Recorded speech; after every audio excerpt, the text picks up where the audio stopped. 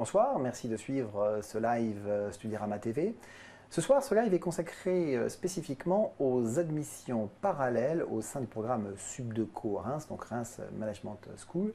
Pour parler de ces admissions parallèles ou admissions sur titre, nous recevons ce soir Isabelle Chevalier, qui est directrice du programme Subdeco Reims, et Hélène Victor Pujabet, qui est responsable de l'apprentissage et de l'alternance au sein du groupe et qui a une autre mission, conseillère d'orientation. Alors vous nous expliquerez un petit peu plus tard en quoi consiste ce rôle un peu spécifique de conseiller d'orientation.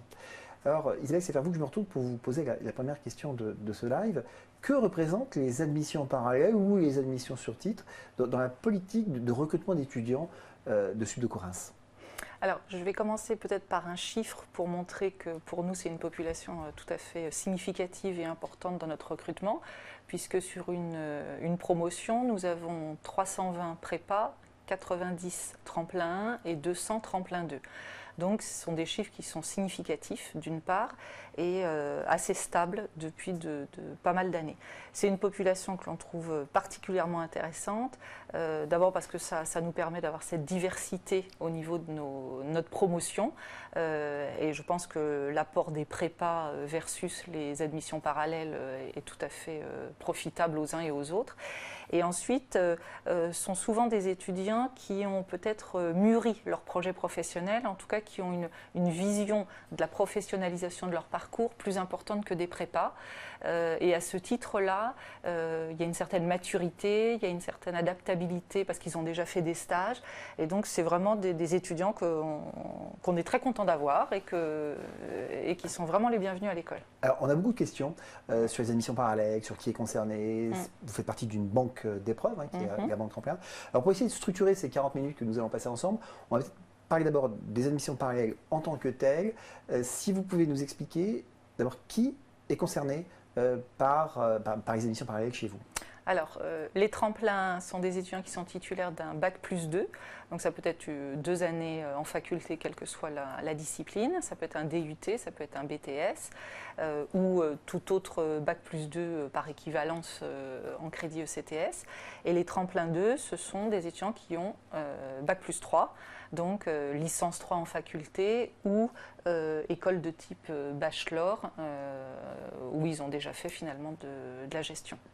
On a plusieurs questions qui concernent le type de diplôme préféré. Est-ce qu'il y a des diplômes, alors soit qui réussissent mieux finalement, ou alors des diplômes que vous préférez? Est-ce que vous préférez par exemple les DUT? Est-ce que vous pensez que les DUT s'intègrent mieux? Est-ce que vous préférez les BTS? Est-ce que vous pensez que les LEA sont de meilleurs profils? Est-ce qu'il y a des profils qui réussissent mieux finalement? Alors, je dirais quand on regarde les chiffres, que ce soit en tremplin 1, tremplin 2, les étudiants qui ont plus de facilité en termes d'intégration, c'est vrai que ce sont des étudiants qui ont déjà eu une base en éco-gestion de manière générale, voilà, parce qu'ils ont aussi l'esprit, ils ont des références. Pour autant, on a à peu près, si on prend les tremplins 2, on a 33% d'étudiants qui viennent d'autres filières que de l'éco-gestion. Et ce sont des étudiants là aussi pour lesquels on fera le maximum pour les accueillir. On a des étudiants qui ont des licences d'histoire, du LEA, même un parcours sportif, je ne me rappelle plus le STAPS, je ne me rappelle plus la formation exacte, ça doit être ça, oui. Et vraiment, ils sont aussi les bienvenus parce que, notamment à Reims, on a mis en place tout un système de remise à niveau qui permet aux étudiants qui n'auraient pas fait du tout de gestion au préalable de découvrir tous les fondamentaux aux gestions et ensuite, dans le cœur de leur cycle master, de maintenir toutes les ouvertures possibles. Donc, il ne faut vraiment pas se censurer. Au même titre que dans les prépas, on prend des étudiants qui ont fait Hippocagne et Cagne, donc qui a priori n'avaient pas le profil. On est tout à fait preneur d'étudiants qui ont une autre formation qu'une formation classique en éco-gestion. Alors, vous, Hélène, en tant que conseillère d'orientation, vous allez voir beaucoup de cas de figure différents, enfin de profils très différents, voire parfois atypiques. Très atypique. J'ai souvenir d'une étudiante qui avait fait justement Hippocagne et Cagne et qui est arrivée numéro 1 à la préparation d'un diplôme spécifique en finance qui est le CFA. Et c'était une littéraire pur jus et qui a fait tout à fait son chemin et qui a été très bien accompagnée pour obtenir ce résultat-là. On accueille vraiment tous les profils et comme l'a dit Isabelle, on les accompagne par rapport aux zones éventuelles de lacunes qu'ils pourraient avoir par rapport à l'origine. On met en place des parcours spécifiques pour réintégrer un niveau général pour pouvoir continuer les études d'une manière correcte en fait. Alors sur un parcours plus classique, on a un internaute qui demande avec une LEA, est-ce que j'ai un souci pour intégrer ou pour préparer le concours? Alors, il faut distinguer la partie réussite du concours de la partie réussite des études. Il est clair que pour passer le concours tremplin 2, il y a donc épreuve de langue. Bon, là, tout le monde, normalement, est en mesure de la passer. Il y a l'épreuve liée à la synthèse de texte ou résumé de texte. Là aussi, compte tenu du niveau d'études, ça ne doit pas poser de problème à quelque discipline que ce soit. C'est vrai que, par contre, le Taj-Maj peut effrayer des étudiants qui n'auraient pas une formation un petit peu plus ou mathématique ou scientifique.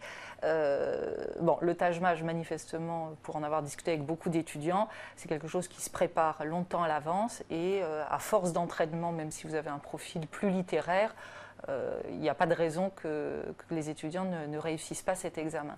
Enfin, voilà, c'était ce test en particulier. Après, une fois que les étudiants sont rentrés à l'école, une fois de plus, leur origine et leurs études précédentes n'est en aucun cas un obstacle à toutes les disciplines et les débouchés professionnels. Et on a vraiment dans notre école des exemples de très grande réussite d'étudiants qui étaient issus d'un programme d'histoire ou de LEA et qui vont faire un très beau parcours dans tous les domaines de gestion. Donc je pense que là où il y a un peu d'autocensure et peut-être de difficulté, c'est par rapport au concours, parce que c'est vrai que le Taj-Maj peut faire peur à des étudiants qui n'ont pas cette logique un petit peu scientifique. Mais ça se prépare. Mais ça se prépare et je pense que voilà, il faut y passer 3 mois, s'entraîner, il n'y a aucune raison que ça ne marche pas. Alors comment se passe l'intégration finalement sur cette première année, pour ceux qui rentrent en première année, avec les étudiants prépa qui eux ont suivi une filière tout à fait différente et qui ont d'autres... Alors, les étudiants sont entièrement mélangés en première année. C'est-à-dire que si on prend le cas de l'école, on a 10 ou 11 classes, environ d'une quarantaine d'étudiants, et il y a un mélange complet entre les tremplins 1 et les prépas. Alors, peut-être que, on va dire, dans les 8 premiers jours, les prépas peut-être regardent un petit peu différemment les tremplins 1. Et puis, tout ça vous faites le week-end d'intégration, plus personne n'entend parler des origines et l'intégration se passe très bien. Et en tout cas, en termes de résultats, il n'y a absolument pas de différence significative sur les résultats et le passage en cycle master, où on pourrait dire, tiens, les prépas réussissent mieux que les tremplins, pas du tout. Donc c'est vraiment quelque chose qui se fond complètement et dont on ne parle plus, nous, dans le cadre des études. Puisque vous avez parlé du Taj-Maj, on a une question sur la moyenne du Taj-Maj, vous la connaissez ou ça est un peu précis? Non, je ne la connais pas. Enfin, je la connais vachement. J'ai posé la question tout à l'heure. C'est très lié aux pondérations qui sont mises en place et à la barre d'admissibilité qui peut varier d'une année sur l'autre. Donc, je ne peux pas donner un chiffre clé. Il faut le préparer et il faut viser le meilleur score possible. On reviendra sur le tremplin et la préparation parce qu'il y a évidemment la partie orale qui est importante. Si on revient sur le cursus finalement que propose Sud de Reims, et on reviendra aussi sur la partie apprentissage alternance parce qu'on a plusieurs questions. Quel cursus vous proposez puisque un étudiant peut intégrer soit la première année, soit la deuxième année. Alors, quel type de cursus vous proposez? Alors, pour la première année qui concerne donc les tremplins 1, le principe est le suivant. Il y a 2 trimestres consacrés aux fondamentaux en gestion et en management. Donc là, tout le monde bénéficie des mêmes cours fondamentaux. Et ensuite, on commence un système d'électifs au 3e trimestre dont l'objectif est de permettre aux étudiants d'aller confirmer, infirmer un début de projet ou d'être dans une logique de découverte ou d'approfondissement de discipline. Et en parallèle de tout cela, sur la première année, il y a pas mal d'activités en mode projet de type associatif ou autre qui permettent d'avoir un mode d'apprentissage assez différent.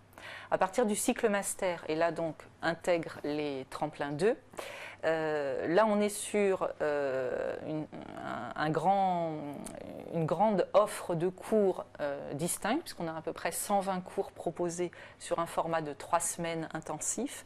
Et là, il y a vraiment 2 manières d'appréhender ce parcours. Soit on l'appréhende de manière totalement flexible et petit à petit, on va tricoter un parcours qui ressemble à l'étudiant, alors avec une cohérence professionnelle, il faut que ce soit lisible au niveau du CV, mais qui permet aux étudiants de se réorienter, d'avoir le droit à l'erreur, de peaufiner ou de réapprofondir telle ou telle discipline.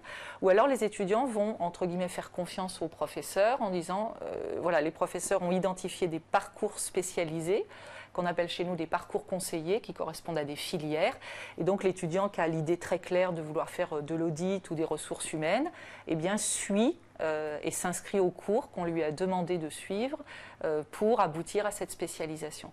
Donc je dirais que l'avantage de notre école aujourd'hui, c'est vraiment cette double facilité, à la fois d'être très flexible, très souple dans la construction de son parcours, et aussi de s'intégrer dans une filière qui a été pensée, réfléchie et qui est professionnalisante pour les étudiants. Alors, dans son parcours, où se situe l'apprentissage? Alors, les étudiants qui souhaitent suivre le parcours en apprentissage l'intègrent au niveau master. Il y a possibilité, donc pour les tremplins 1, une fois la première année passée, ils peuvent commencer un apprentissage dès le mois de septembre s'ils le souhaitent.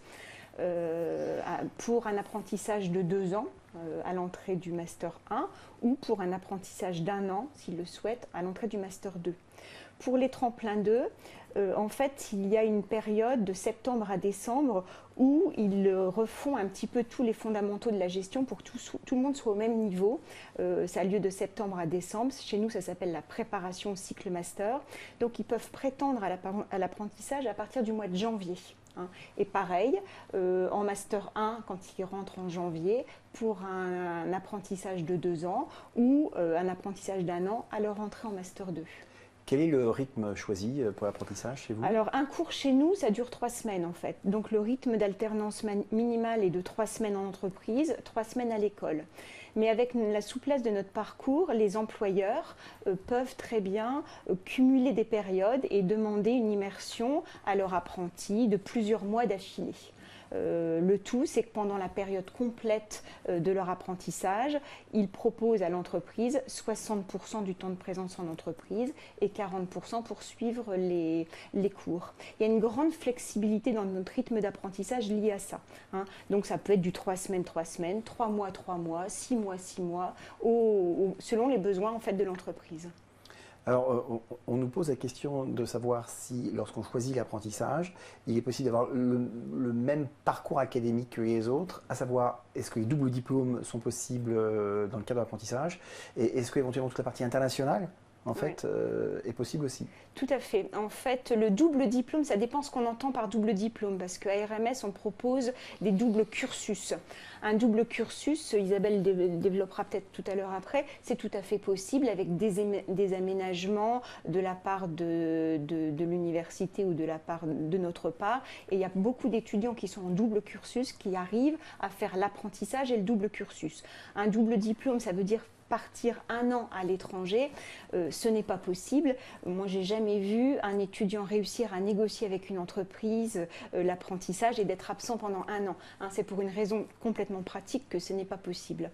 Et l'étranger, c'est possible. Excusez-moi, l'international est possible, tout à fait. Il suffit de négocier avec l'entreprise un rythme d'alternance long et pendant qu'ils sont à l'étranger, c'est comme s'ils ils continuent leur cursus à créditer, à valider leur crédit ECTS. Donc c'est tout à fait possible d'intégrer l'international et l'apprentissage.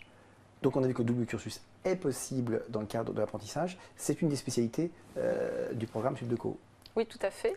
On a développé depuis 3 ans maintenant, il se trouve qu'on a la chance que la faculté de Reims, donc de droit, lettres et sciences humaines, soit en face de chez nous. On a juste une petite rue à traverser, donc c'est quand même assez facile et on s'entend fort bien avec eux. Donc on a développé depuis 3 ans un double cursus en droit, puis en histoire et en philosophie. Alors, le double cursus en droit correspond à une vraie problématique professionnelle. C'est-à-dire qu'on avait vraiment beaucoup d'étudiants, notamment des tremplins 2 juristes qui voulaient finaliser leur cursus et poursuivre sur un master. On a beaucoup d'étudiants qui envisagent de travailler et de passer le barreau et d'avoir une spécialisation plutôt avocat d'affaires. Donc on a quand même un grand nombre d'étudiants qui suivent ce double cursus. Et puis, pourquoi est-ce qu'on a ouvert un double cursus en histoire et en philosophie ? D'abord parce qu'on veut vraiment être très attractif pour les étudiants qui ont une origine littéraire. On trouve que là aussi, ça permet d'avoir une vraie diversité dans notre école et de ne pas avoir que des scientifiques ou des gestionnaires. Et un des positionnements forts de Reims, c'est de considérer qu'en aucun cas, il ne faut faire que de la gestion ou du business pour être un futur responsable éclairé. Il faut avoir cette capacité à penser autrement, à avoir d'autres références, à avoir cette capacité de prise de recul, de méthode. Et c'est la raison pour laquelle ces doubles cursus, notamment philosophique et histoire, peuvent paraître un peu éloignés du business, mais pour nous, sont vraiment des moyens de densifier les capacités de réflexion et de densifier ensuite le rôle de futur manager. On a des questions évidemment sur l'apprentissage, parce qu'effectivement, une des questions importantes, c'est de trouver une entreprise. Et trouver une entreprise, parfois, c'est un peu le parcours du combattant. Comment ça se passe, Sud de Reims, pour trouver une entreprise ? Alors, on négocie des partenariats avec des entreprises. Une de mes missions, c'est d'aller voir les entreprises et de négocier avec eux des places d'apprentissage. Donc, on a régulièrement cette année, pour l'année écoulée, on a eu plus de 1000 offres. Alors, je ne dis pas qu'il y a 1000 offres en contrôle de gestion, 1000 offres en ressources humaines, mais d'une manière générale, on a eu 1000 offres. Donc, forcément, on n'y a pas toutes répondu. Mais on négocie des partenariats comme ça. Donc, les étudiants peuvent postuler sur des offres qu'on a placées sur un site dédié pour eux en recherche d'apprentissage. Après, ils peuvent aussi, de leur fait, rechercher une entreprise de leur côté.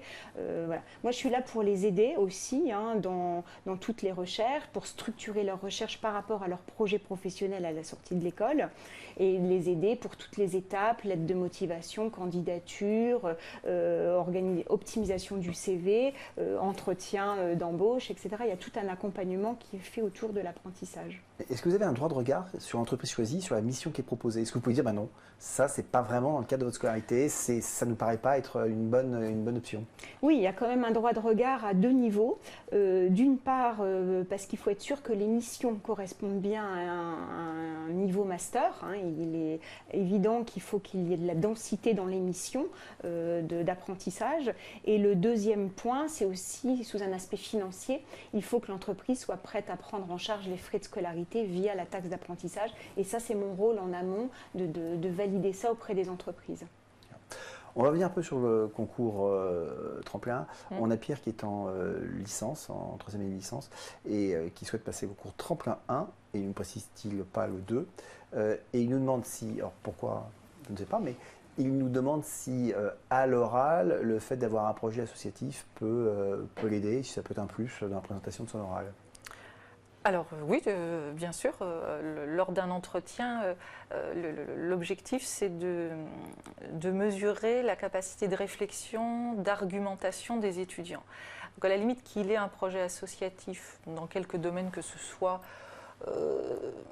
c'est très bien, mais ce qu'on va davantage regarder, c'est pas simplement d'avoir un projet associatif, c'est sa capacité à nous le vendre et à voir s'il y a une argumentation solide derrière. Là, on a fait une préparation aux entretiens le week-end dernier, et c'est vrai qu'on a vraiment insisté sur le fait que, quoi que nous disent les candidats au moment de l'entretien, à la limite, peu importe. Par contre, c'est vraiment l'argumentation, l'illustration, la réflexion, la manière dont ils vont étayer ce projet qui nous importe le plus. Donc c'est très bien d'avoir un projet associatif, mais il faut qu'après ils puissent en parler de manière intelligente, réfléchie, mûre. Alors on reviendra sur oral. On rappelle que Tremplin, ça réunit plusieurs écoles. Comment ça se passe? Donc on passe les écrits, donc on est admissible dans un certain nombre d'écoles, qui ensuite proposent chacune d'entre elles des oraux qui peuvent être différents en fonction des écoles choisies. Sauf que vous avez une spécificité finalement. Alors là, cette année, c'est l'année compliquée, donc, à cause des fusions. Donc là, on est bien sûr la banque d'épreuves Écricom, donc, qui réunit Nancy, Bordeaux, Euromède et donc Kedge, Rouen et Reims. Et par rapport à cette banque commune, donc les étudiants passent bien un seul écrit. Et dès lors qu'ils sont admissibles, en ce qui concerne Reims et Rouen, nous allons avoir exactement la même barre d'admissibilité. Cela signifie qu'un étudiant qui sera admissible à Reims le sera nécessairement à Rouen et vice-versa. Ensuite, nous allons organiser uniquement un seul oral. Donc l'étudiant passera son oral soit à Reims, soit à Rouen. Soit la répartition se fera naturellement 50%, 50% parce que les étudiants auront équitablement réparti leur choix sur les deux. Soit il y aura peut-être un aménagement à faire, ça on verra au moment des choix. Pour autant, quand bien même un étudiant passerait son oral à Rouen, il peut tout à fait au final choisir Reims et vice-versa. Mais l'oral sera le même qu'il le passe tout à fait. On est en à Reims ou à Rouen. Oui, on est en train de mettre en commun exactement le même dossier de candidature.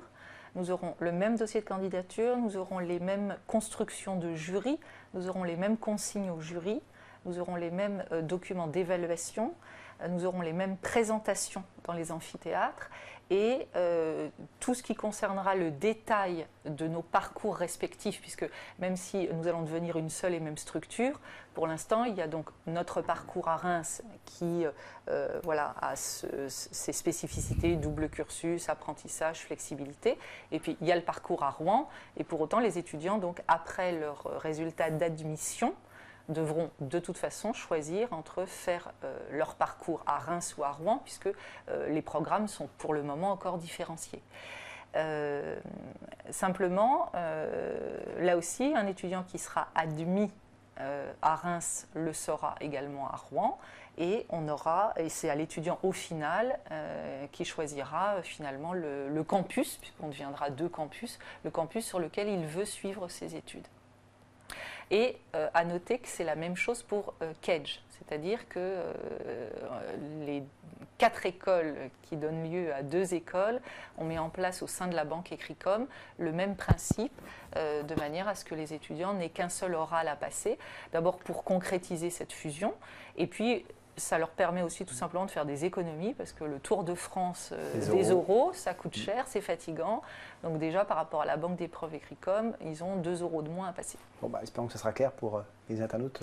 Surtout qu'ils n'hésitent pas à nous recontacter, parce que je sais que ça peut paraître confus, mais c'est clair dans notre tête. Donc il n'est pas, en fait, ce que vous disiez, c'est qu'il n'est pas acquis que l'étudiant choisisse lui-même l'endroit où il va passer l'oral. On pourra lui dire éventuellement, toi tu vas...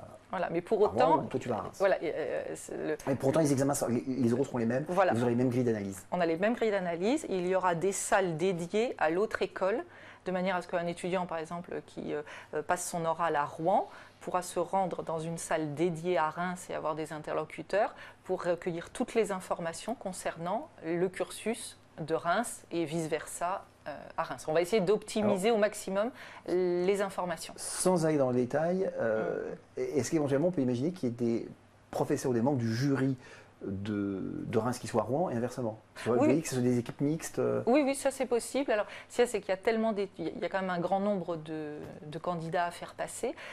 D'ores et déjà, on a envisagé des échanges d'étudiants, c'est-à-dire que, vous savez, pendant les oraux, vous avez des équipes d'admisseurs, qui sont donc des étudiants qui sont là pour accueillir les candidats. Donc déjà, il y aura une mixité des équipes. C'est-à-dire que sur les 2 écoles, il y aura des étudiants de Reims et de Rouen. Sur les 2 écoles. Et nous-mêmes, au niveau de la direction, on fera des allers-retours entre les 2 écoles de manière à ce que cette fusion soit bien concrétisée aussi par les gens. C'est vrai que c'est un cas un peu original parce que quand on sait comment se passent les oraux, on sait que les équipes d'admisseurs développent de l'imagination, du talent justement pour séduire les AST ou les admissions parallèles qui viennent. Et donc là, de se dire que finalement ils vont choisir l'une des 2 écoles, c'est un peu plus compliqué. Oui, mais là, notre objectif, c'est que les candidats choisissent Reims-Rouen. Pour l'instant, on va appeler ça R2, en attendant mieux. Et qui choisissent Reims-Rouen plutôt qu'une autre école. Bien sûr. Voilà. Mais on est plus concurrents, on est une seule et même institution. Enfin bon, voilà, bon, ça c'est pour les détails de l'organisation. On va revenir un peu sur le programme qui finalement est quand même le fond. Hein. Voilà, parce qu'il n'empêche que pour l'instant, au final, l'étudiant devra quand même choisir son cursus. Tout à fait. Voilà. Lulu nous pose une question sur l'internationalisation de votre cursus. Il y a un peu l'idée des partenariats qui sont passés, de la possibilité des doubles diplômes. On n'a pas dit double cursus tout à l'heure, mais des doubles diplômes possibles. Alors, l'internationalisation du cursus, d'abord, il faut que ce soit très clair, c'est absolument obligatoire, c'est une condition de diplômabilité. Donc un étudiant qui n'a pas internationalisé son cursus d'une manière ou d'une autre ne peut pas être diplômé. Cette internationalisation peut se faire par le biais d'un échange académique, par le biais d'un stage à l'étranger ou par le biais d'un projet personnel, humanitaire. Voilà, je fais le tour de la Chine à vélo, enfin on peut valider un certain nombre de choses, mais en tout cas l'internationalisation du parcours est absolument obligatoire. Les étudiants peuvent choisir de faire un double diplôme, et c'est évidemment très conseillé, et là les étudiants partent en échange académique pendant une année complète pendant leur Master 2, donc l'équivalent de la 3e année. Sinon, la plupart des étudiants choisissent de faire un semestre en échange académique. Donc là, on a 500 places à peu près dans le monde. On a évidemment des partenaires extrêmement prestigieux qui sont très demandés, type Berkeley, donc qui fait évidemment un tabac. Mais il se trouve que là, on vient de faire le classement international parce que les étudiants partent en échange académique sur la base de leur classement en fin de première année ou en fin de préparation au cycle master pour les tremplins 2. Il y a des destinations plus demandées que d'autres. Hein. Alors, les destinations les plus demandées, c'est évidemment Asie, Amérique latine, Amérique du Nord. Pour autant, le premier étudiant classé chez nous cette année a décidé d'aller en Norvège. Donc, alors qu'il avait le choix, Berkeley, il avait Singapour, Hong Kong, tout ce qu'il voulait. Voilà. Donc, international extrêmement important. Et nous avons mis en place, à la fois pour les tremplins 2 et pour les tremplins 1, la possibilité de faire la totalité de son cursus en anglais dès l'entrée à l'école. Et ça, c'est extrêmement intéressant pour des étudiants qui veulent voilà, déjà s'habituer à un mécanisme d'études en anglais et du coup faciliter encore un peu plus leur atterrissage lorsqu'ils seront dans une université étrangère. On a Brigitte qui nous pose deux questions en une, mais très précises. La première qui s'adresse certainement à vous. Elle souhaiterait connaître les noms des partenaires entreprises que vous pouvez avoir. Alors j'imagine que la question, c'est plutôt de savoir est-ce que c'est plutôt des grandes entreprises ou des PME locales ou à l'international, enfin non pas international non pour l'apprentissage, mais non, voilà, c'est quoi, c'est des grandes entreprises. Oui, alors c'est essentiellement des grandes entreprises. Hein. On a des beaux partenariats avec L'Oréal, avec IBM, avec la téléphonie, SFR, Orange, avec tous les cabinets d'audit, les grands cabinets d'audit, avec toutes les banques. On initie un partenariat avec Unilever, voilà, des Soparin Bongrain pour tous ceux qui sont férus d'agroalimentaire.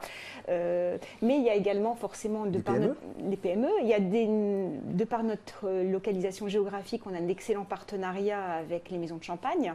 Voilà, ça aide aussi pour ceux qui sont attirés par le luxe. On a des PME, peu quand même de PME, parce que ce n'est pas encore vraiment dans la culture de la PME de prendre des apprentis. On a quelques contrats d'apprentissage, non pas de la part de l'école qui limite, mais plutôt de leur part à eux, des PME. Je suis en train de travailler là-dessus d'ailleurs avec certaines d'entre elles. On travaille dans la PME grâce à Oseo, hein, qui nous prend énormément d'apprentis. Donc c'est un moyen un petit peu détourné de valoriser aussi la PME.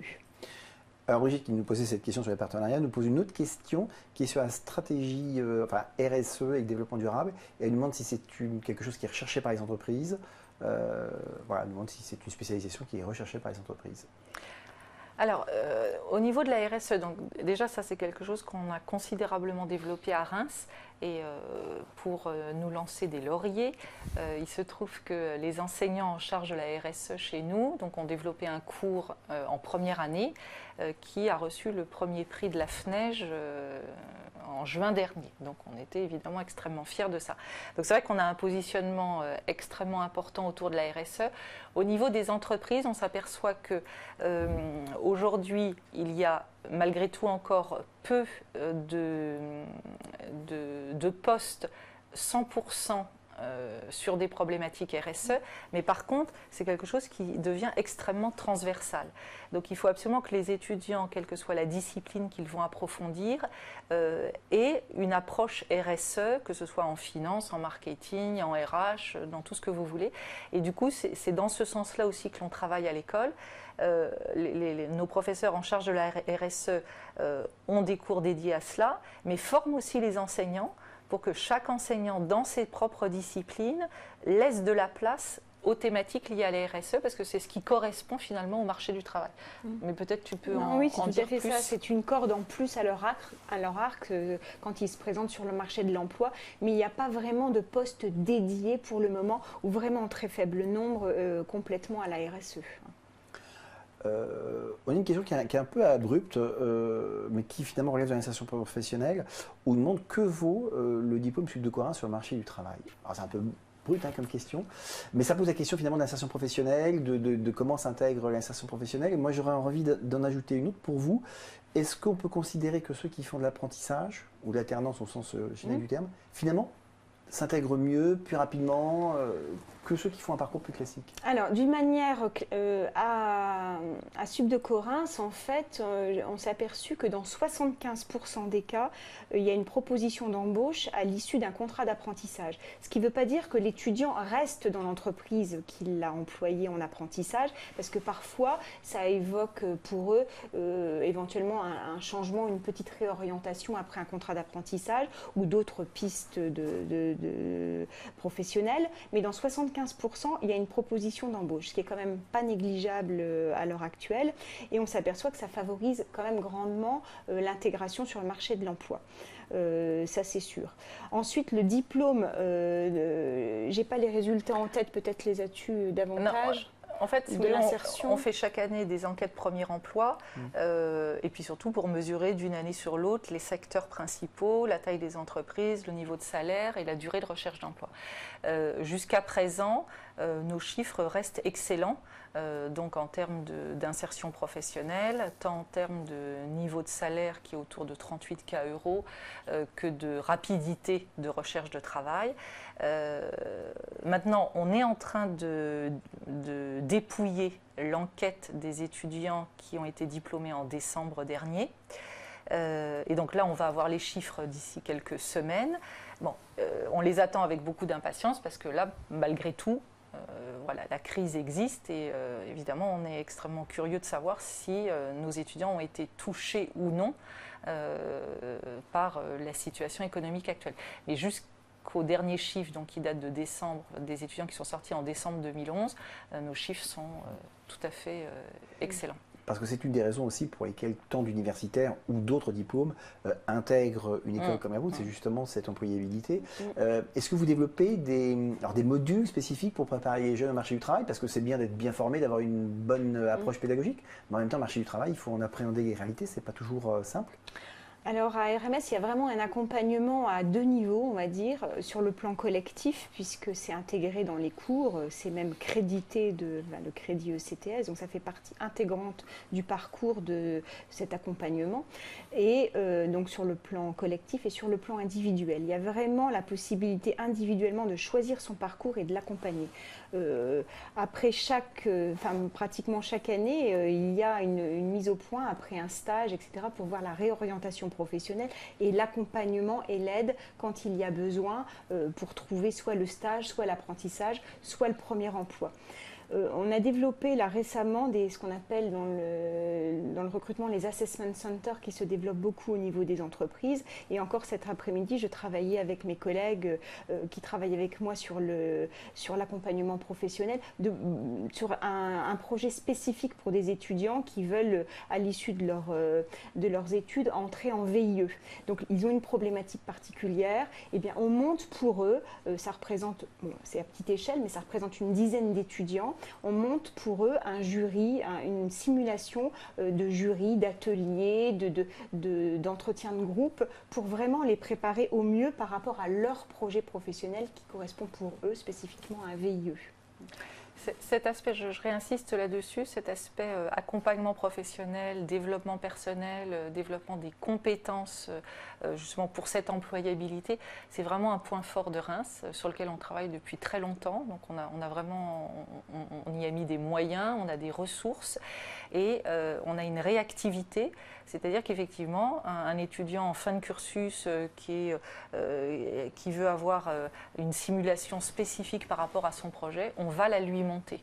Et on est vraiment réactif par rapport à ça. Donc il y a une individualisation qui est extrêmement forte et qui fonctionne très très bien à l'école. On a Mathilde qui a l'air de bien connaître votre programme et qui nous parle des cours de management de la culture et qui nous demande est-ce que ces cours peuvent être valorisés sur un CV quasiment en tant que spécialisation. Est-ce que ça peut déboucher réellement sur des métiers liés au management de la culture? Est-ce qu'il y a une sélection pour participer à ces cours ou pour intégrer ce module? Alors effectivement, par rapport au management de la culture, on a développé 3 modules complètement centrés sur le secteur culturel au sens large, puisque ça peut être la musique, l'édition, les arts vivants, le cinéma, la production. Donc ça représente un parcours de 135 heures, donc l'équivalent de 3 modules. Et une fois de plus par rapport à notre système, l'étudiant qui veut juste une ouverture d'esprit peut choisir simplement un de ces cours. Une étudiante qui voudrait vraiment développer une spécialisation en management de la culture, on va lui demander de choisir ces 3 cours, de faire son stage dans ce secteur-là et de travailler son mémoire de fin de cursus sur ce secteur-là. Donc c'est un secteur sur lequel on a pas mal d'étudiants qui le font. On est extrêmement honnête avec eux dans le sens où c'est un secteur dans lequel on peut trouver des débouchés plus facilement dans le privé, alors qu'en France, tout ce qui est secteur culturel est quand même pas mal géré par le public. Pour autant, par exemple, comme on a un électif dédié sur le cinéma, on commence à avoir un certain nombre d'étudiants qui travaillent dans la production cinématographique et ça devient un petit réseau assez significatif. Et l'objectif aussi de ces étudiants, c'est qu'on peut leur donner un peu 2 cordes à leur arc. C'est-à-dire qu'on leur dit aussi de travailler sur tout ce qui est événementiel au sens large. Et s'ils ne trouvent pas précisément dans le secteur culturel, ils peuvent revendre leur CV sur d'autres thématiques. À titre d'exemple, le secrétaire général de la Comédie, qui est une scène nationale à Reims, c'est un poste qui est occupé par une étudiante de chez nous qui a fait ce parcours. On a une question qui sort un peu du cadre des AST et des études parallèles. On a Tony qui demande quelles sont les modalités d'accession au programme Grande École par le biais de la formation continue. Il nous indique déjà travailler depuis 2 ans. Alors, ça sort évidemment un peu du cadre. Alors là, ce serait par le biais de la VAE. Et pour le moment, et notamment dans le cadre de la fusion, c'est vrai que c'est pas structuré et ça ne le sera pas à court terme parce que voilà, ça demande effectivement de travailler vraiment dans le détail. Donc aujourd'hui, on n'est pas en mesure de répondre à une demande de validation de VAE.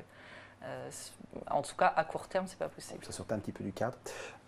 Amélie nous demande si vous faites une préparation au TOEFL dans le cadre des échanges académiques et si on peut suivre une LV3, alors une marque arabe, dans le cadre de sa scolarité. Alors, préparation au TOEFL, oui, puisque la plupart des échanges académiques anglo-saxons exigent un score minimum au TOEFL.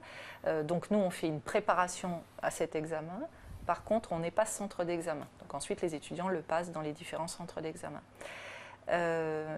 Et en ce qui concerne la LV3, donc tout à fait aussi, les étudiants peuvent prendre une LV3. Ils peuvent aussi prendre arabe en LV2 s'ils le souhaitent, et sinon ils peuvent prendre arabe en LV3. On a plusieurs questions sur le financement des études, notamment 2 questions principales. La première, peut-on concilier des études, et là c'est un étudiant en voie universitaire qui nous dit, puis-je concilier éventuellement mes études à Reims et un job étudiant? Et une deuxième question sur le coût des études à l'étranger. Voilà, comment ça s'intègre? Est-ce que dès le départ, on vous dit, voilà, il faut être scolarité 7 ans, et puis il y a des études à l'étranger qui vont vous coûter effectivement un peu plus cher? Alors, sur la partie conciliation avec un job pour financer ses études, c'est possible en première année, donc pour les tremplins 1, puisqu'on a développé ce qu'on appelle une classe à horaire aménagé, et ça aussi c'est un point fort de l'école qui n'existe pas dans toutes les autres écoles, donc où les étudiants qui, soit parce qu'ils suivent un double cursus, soit parce qu'ils travaillent, on leur a organisé un planning où ils n'ont cours que le matin. Et à ce moment-là, ils disposent de toute leur après-midi, soit pour suivre les cours à la faculté, soit pour travailler. Et on a 2 classes à horaires aménagées cette année. On a effectivement quelques étudiants qui travaillent tous les après-midi. Donc en première année, c'est possible. Pour les tremplins 2, donc qui rentrent en master, c'est un petit peu plus compliqué parce que les plannings changent assez régulièrement. Pour autant, on a des étudiants qui travaillent le soir ou qui travaillent le week-end. Alors, bon, j'ai notamment beaucoup d'étudiants qui travaillent dans des hôtels, qui sont concierges en fin de journée et en début de soirée. Bon, je ne sais pas pourquoi, il y a une sorte d'engouement où il y a un réseau à Reims, mais voilà, il y a beaucoup d'hôteliers. Maintenant, par rapport au coût des études et sur l'international, nous fonctionnons essentiellement en échange. Ça veut dire qu'un étudiant qui fait un semestre à Berkeley ne paye rien à part son billet d'avion et puis la vie qu'il a là-bas. Et ça veut dire qu'il dispose d'un semestre d'études à Berkeley au prix des études à Reims. Donc c'est évidemment tout à fait intéressant. Donc il n'y a aucun surcoût lié à un échange académique ou à un double diplôme. Ça fait partie de nos échanges. En échange, nous accueillons des étudiants des universités étrangères. Donc il faut prévoir dans son budget global le transport et puis les frais de vie, mais qui ne sont pas nécessairement plus chers à l'étranger qu'ils ne le seraient à Reims. Puisqu'on parle de frais de vie, on a une question sur le logement. Une question précise, on demande si vous avez des logements, enfin si le groupe a un système de logement ou bien s'il faut aller se loger dans le privé ou Alors, il y a plusieurs systèmes de logement à Reims. Donc, il y a le système privé où il y a tout un système de colocation géré par le bureau des élèves. Il y a sur notre campus, donc c'est vraiment intégré, une structure qui loue des studios aux étudiants qui s'appelle les ACOBA. Donc c'est une structure juridique distincte de l'école, mais on dirait qu'elle est à nous parce qu'elle est sur le campus. Donc là, les étudiants peuvent contacter directement les ACOBA. Et le CROUS dispose de pas mal de logements étudiants, là aussi sur le campus, donc très près de l'école. Donc voilà, ça c'est toutes les possibilités. Pour autant, ce que j'observe, c'est que la plupart des étudiants aiment bien être en centre-ville et donc sont plutôt dans un mode colocation en centre-ville près des activités festives. C'est une ville animée, enfin c'est une ville étudiante animée, Reims. C'est une ville qui bouge. Ah oui, vraiment. C'est une ville qui, je ne sais pas pourquoi, peut-être a eu une mauvaise réputation. Je sais que longtemps on l'appelait la Belle Endormie. On a dit ça de Bordeaux aussi. Voilà, mais vraiment, pour y vivre depuis de longues années, il y a énormément d'activités culturelles. On a quand même une scène théâtrale nationale. On a une scène musicale avec électricité extrêmement importante, la cartonnerie. Enfin, je veux dire, un étudiant qui veut vraiment sortir et se blinder sur toutes ces activités. Et après, bon, il y a tous les bars. Alors là, je ne suis pas censée les connaître, mais ils ont l'air d'être très bien, manifestement. Mais bon, ça, je ne vais pas faire de la publicité là-dessus.